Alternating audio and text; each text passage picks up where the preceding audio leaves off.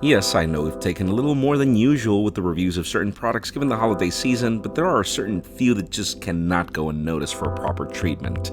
I'm Jaime Rivera with Pocketnow, and this is our review of the LeEco Le Pro 3.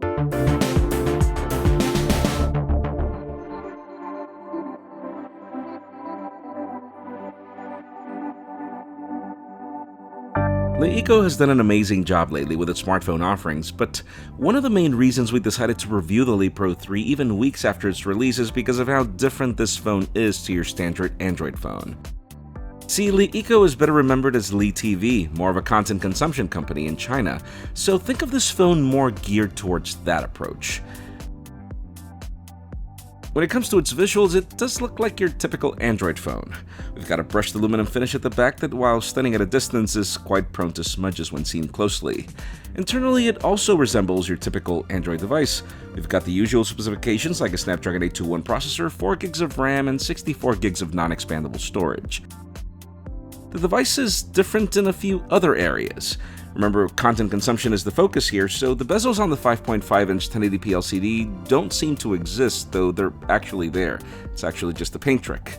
But the cool thing is that they do lead to an immersive experience when consuming content, mainly because of this and the fact that the dual speakers provided do an amazing job, though these come from the earpiece and the bottom firing speaker.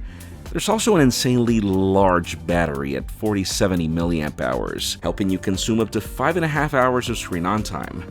And yes, what you see there is an IR blaster, believe it or not. Even in 2016, we finally get another phone with this. And man, really, if it wasn't for the lack of a headphone jack, this would be the perfect content consumption phone, at least for many of us. The problem is when you start using the device. UI is not my favorite cup of tea, mainly because of how it moves away from how a standard Android phone works, and it's actually very confusing. For starters, slide down from the top and you'll get notifications, and if you want to look for settings, nope, they're actually not here. These are in the Recent Apps button, along with quick settings and controls. You guessed it, there is no app tray as well, and the button in the middle is actually leading to the company's LeLive services. The LeLive services are good, considering if you want to consume content.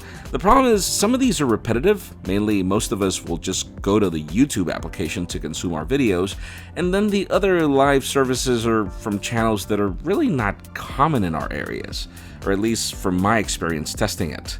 I will commend LeEco for how snappy the user interface is, but there was really no need to reinvent the wheel here.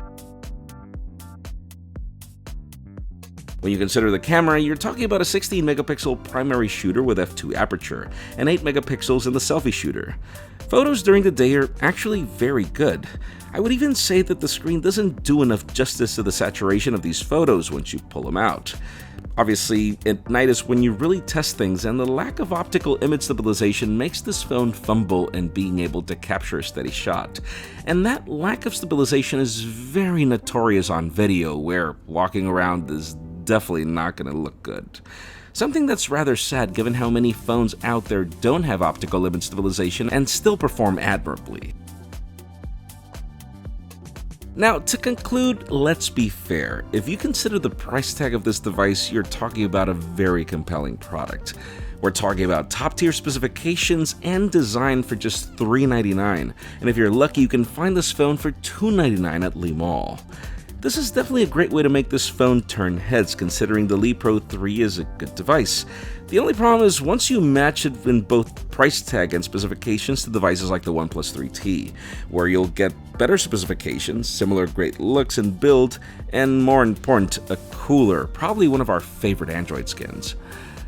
If it wasn't for the convoluted approach to the software and the lack of features, the Le Pro 3 would be a great phone. And obviously, if you find this phone for $299, then hey, go for it. Though, this is not me saying that the Le Pro 3 is a bad phone, it's actually a very good phone. Again, I just feel that a lot of things didn't need to be reinvented here.